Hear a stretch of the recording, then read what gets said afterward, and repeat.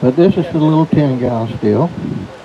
And this little steel here, when you get ready to work it, you want to make up a mash out of cornmeal. I use cornmeal, which is you just got to go to the grinder and you have it freshly ground. And you only want ground cornmeal. You want to make it as fine as you can get it. Then you can bring it back and you put it in a big tub and you mix you a lot of water in there in that tub and you start letting it soak. You get you some sugar and put in there with it, and you get you some yeast and put in with it, and you let it start working off. It'll start bubbling just like it's boiling. Once it goes through that process, it takes between 10 to 11 days, and then it's ready to run. Once you get it ready to run, you take it out and you strain it off and you put it in a thing that's like it's steel like this. You don't want to get this up into the cape. You want to keep it below the cape. So I just use a thumb message, just bring it about that high up. That takes 7 gallons of good mash to make a gallon of good liquor.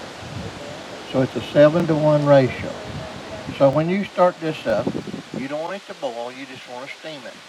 So 180 degrees, 80, not more than 183 to 84 is a good range. Because the steam always comes before the boil. You do not want to boil. If you get into a boil, that's where you get the nasty taste. You'll either get a slick taste or you get a scorched taste or something that's kind of nasty. So if you don't want that taste, keep it under the boil. Once it goes under the boil, it's going to start steaming up. Now we're going to gotta do something here. We're going to lose our liquor if we don't. So I always use rye flour. Rye flour, just make it up into a biscuit paste and get it good and ready to go. And when that thing starts steaming, just go around it. It'll seal it right off. It'll cook right in there. It'll run the whole day as long as that steel is running. When you change it, of course, you got to do it again, but that's the only time you do it. And now it's going to go up in the pot, and it's going to steam, and this is called a thumper. And what this does, it just catches the trace that comes out of this tank. It'll catch in the bottom of this tank. If it comes up from that, backs up, it's going to catch in this tank instead of backing all the way back into your big tank. Now the rock is here for a purpose. It's like a jiggler on a big canning machine. It's going to jiggle a little bit and let you know there's a blockage coming. If you hear it jiggling, you start looking because you only got a few minutes, a couple minutes, maybe a minute to look at.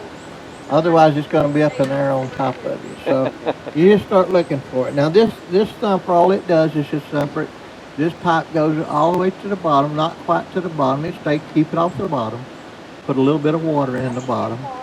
And the reason for the water in the bottom and is to catch the trash that's coming out of this.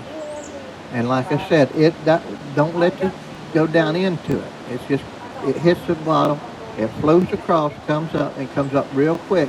So it's going to shoot right back up here. It's going to go down and come at the coils, and it's going to come out right there as drinkable liquor. But the trick to making liquor is your trick is your water. Your water and your knowledge. I can give you my recipe, you'll never turn it out. Everybody's got their own little twist to it. And everybody's twist is the same. But everybody can make good liquor when they want to. And I've seen a lot of bad liquor made. And a good drink of liquor, I always tell people, if you want to know the difference between a good drink of liquor and a bad taste of liquor, you put it in your mouth, swallow it, toss it around like you do a wine. If it gives you a little slick taste in your mouth, or it tastes hot, taste is nasty, spit that sucker out. There's something wrong with it. He's made something he didn't compete with himself. But good liquor's not supposed to burn anything. It's supposed to be just like drinking water. The only time it burns is when it gets about right there and it warms you. That's the only time good liquor will burn you. On a good still about that size, how quick could you turn out a quart jar of liquor? Well, the thing is, like I tell you, you don't want to push it. It's like anything. You don't want to push nothing really. If you want something good, it takes time. Yeah. You can probably do a quart in about 15, 20 minutes Really? if you really want to. But that's pushing it now. And like I said, I'd rather go real slow. I'd rather see it run about 25, 30 minutes. Mm-hmm. But it depends on how your mash wants to run, the temperature of the day. Yeah. There's two different factors on. I mean, and it's a job. It's a job to make liquor.